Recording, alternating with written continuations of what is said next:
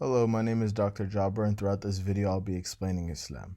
To begin, Islam is the voluntary submission to the will of God. In return, you gain peace and contentment in this life and the hereafter. Submission to the will of God achieved by believing in Him and obeying Him commands the word Islam. In Arabic means peace. Islam is a faith in which followers admit and recognize the existence of one supreme God who is almighty, all-powerful, all-knowledgeable, and all-loving.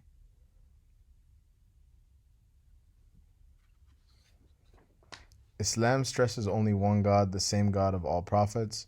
God blessed humanity through centuries with holy prophets carrying the same message. The message is people to worship God alone with no partners, and He is the creator of everything. Through the ages, God sent prophets and messengers to guide and to teach their nations. All prophets preach the same message to their nations. Islam is not a new religion that came into existence 1400 years ago. Islam has existed since day one. Muhammad is the final prophet of mankind. He was sent to convey God's message to our nation, the final nation.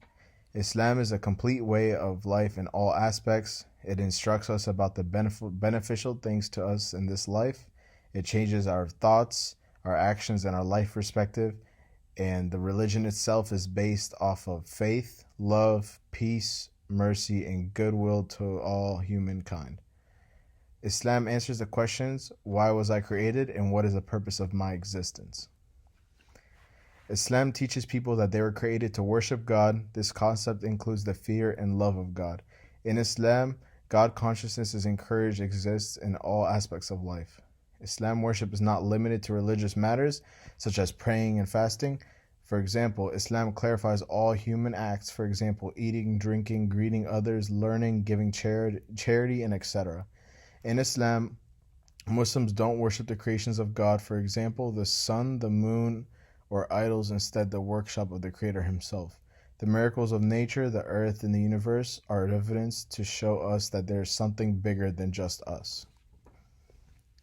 Islam states that God forces no one to submit His will. He laid out a clear path, and people will choose the straight path that leads to heaven, or they'll choose the path that leads to hell.